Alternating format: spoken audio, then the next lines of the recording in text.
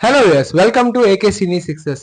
సంక్రాంతి వచ్చేసింది, మన తెలుగు సినిమాలు వచ్చేసాయి. సో ఇంకా మేము మాత్రం లేట్ ఎందుకు, మేము కూడా వచ్చేసాం.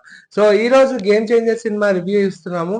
ఈ సినిమాలో యాక్ట్ చేసిన రామ్ చరణ్ గారు, కియారా అద్వానీ, అంజలి, శ్రీకాంత్, ఇంకా మన ఆయన పేరు మర్చిపోతే ఎలాగా, ఎస్జే సూర్య, చాలా పెద్ద లిస్ట్, చాంతాడంత ఉంది, బ్రహ్మానందం, వెన్నెల కిషోర్, చెప్పుకుంటూ పోతే ఆ లిస్ట్ వెళ్తూనే ఉంటుంది.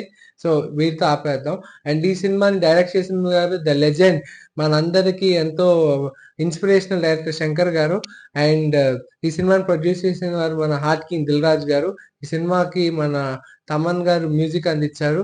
అండ్ ఈ సినిమా సినిమాటోగ్రఫీ తిరు గారు ఇచ్చారు. సో బేసికల్ గా ఈ సినిమా వచ్చేసరికి ఇది ఒక సింపుల్ స్టోరీ లైన్, చాలా పొలిటికల్ డ్రామా.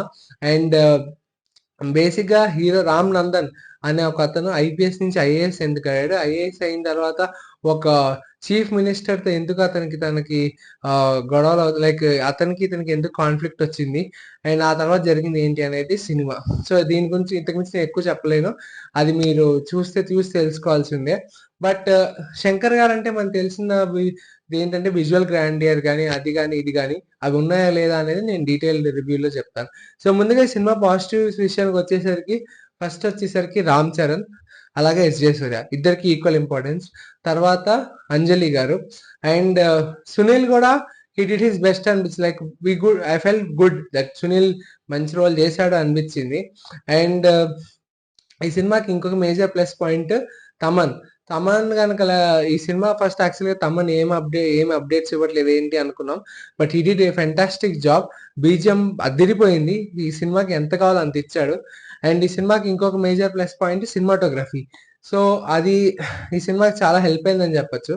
అండ్ ఈ సినిమా నెగిటివ్స్ విషయానికి వచ్చేసరికి, ఈ సినిమాలో చాలా పెద్ద స్టార్ కాస్ట్ ఉంది, బట్ అందరినీ సరిగ్గా వినియోగించుకోలేదు అనిపించింది. లైక్ ఏదో నామకే వాస్తే శంకర్ గారి సినిమాని చాలా మంది చేసినట్టు అనిపించింది. సో అదొకటి. అండ్ ఇంకొకటి కొన్ని అన్నెసరీ సీన్స్ డ్రాగ్ అయినట్టు అది అనిపించింది. థర్డ్, ఎడిటింగ్ ఇంకా క్రిస్ప్ గా ఉండాల్సింది అనిపిస్తుంది. ఎందుకంటే ఫస్ట్ హాఫ్ ఒక జెట్ స్పీడ్ లో వెళ్ళిపోయిన, it's all about like Vande Bharat లాగా వెళ్ళి తర్వాత స్పెషల్ ఎక్స్ప్రెస్ ట్రైన్ వెళ్ళినట్టు సెకండ్ హాఫ్ కొంచెం స్లోగా వెళ్ళింది. అఫ్ కోర్స్ సెకండ్ హాఫ్ లోనే చాలా కథ ఉంటుంది, అండ్ ఆ కథకి కొంచెం లెంతీ సీన్స్ కానీ నెరేషన్స్ కానీ అవసరం. బట్ స్టిల్ సెకండ్ హాఫ్ కొంచెం లైక్ ఏదో తగ్గింది అనిపించింది. సో అదొకటి నాకు డ్రాబ్యాక్ అనిపించింది. బట్ స్టిల్ మన ఎంటర్టైన్ చేస్తూ ఉంటుంది సినిమా.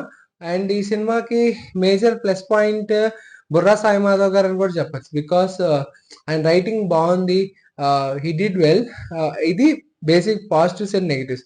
ఇంకా అదర్ టెక్నికల్ విషయాలకు వచ్చేసిన, లేకపోతే ఏంటి అంటే శంకర్ గారికి ఇది చాలా ప్రతిష్టాత్మకమైన సినిమా. రామ్ చరణ్ గారికి కూడా ఆర్ఆర్ఆర్ తర్వాత ఒక full fledge cinema Ram Charan Shankar గారితో, that's it's massive combination.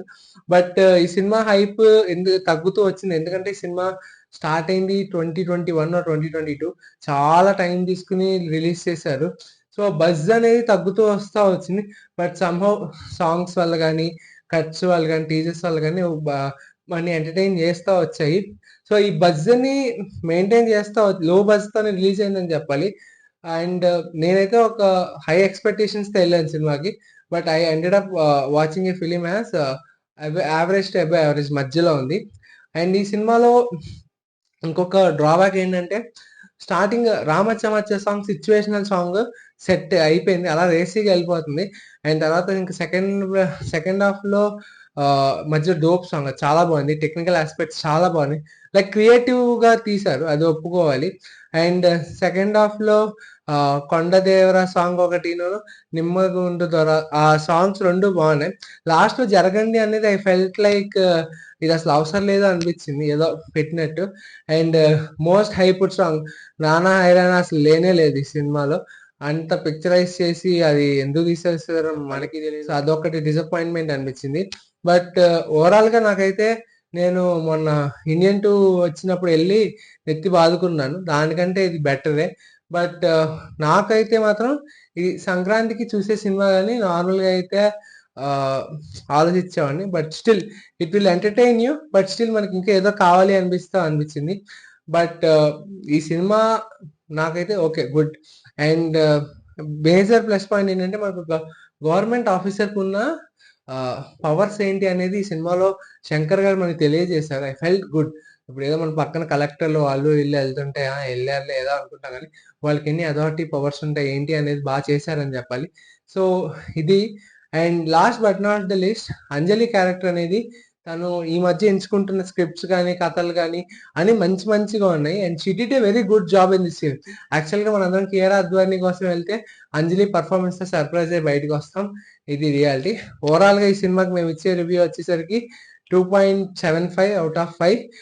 The reason why we are not giving more is because it's an average film and కొంచెం సీన్స్ లెండిగా అనిపించడం వల్ల నేను అంతగా ఇవ్వలేకపోయాను. And if you rate out why, editing అనేది ఇంకా బాగా చేయాల్సి ఉండేది అండ్ రైటింగ్ ఇంకా క్రిస్ప్ గా చేసి ఉండాల్సింది. అండ్ అంతమంది యాక్టర్స్ ఉన్నప్పుడు Shankar garu could have utilized each and every character, or else simple characters తో పెట్టి చేసేసిన సరిపోయేది. సో ఇవన్నీ నేను ఓవరాల్ గా ఒక ఎక్స్పెక్టేషన్స్ వెళ్ళాను కాబట్టి నేను ఈ సినిమాకి మేము ఇస్తున్న review 2.75. But still what I want to say is please go and watch it in your theatres. You will definitely enjoy it. You will feel the grandeur. You will know the value of our respected like IAS కానీ కలెక్టర్ల గురించి విలువ తెలుస్తుంది. And ఈ సినిమాలో ఒక మంచి సందేశం కూడా ఉంది. సో మీరు తప్పకుండా వెళ్ళి చూడాలని మనస్ఫూర్తిగా కోరుకుంటూ wishing all a very happy Sankranti. Next Daaku Maharaaj and సంక్రాంతికి వస్తున్నాం సినిమా రివ్యూస్తో మీ ముందుకు వస్తాం. Until then signing off, bye bye.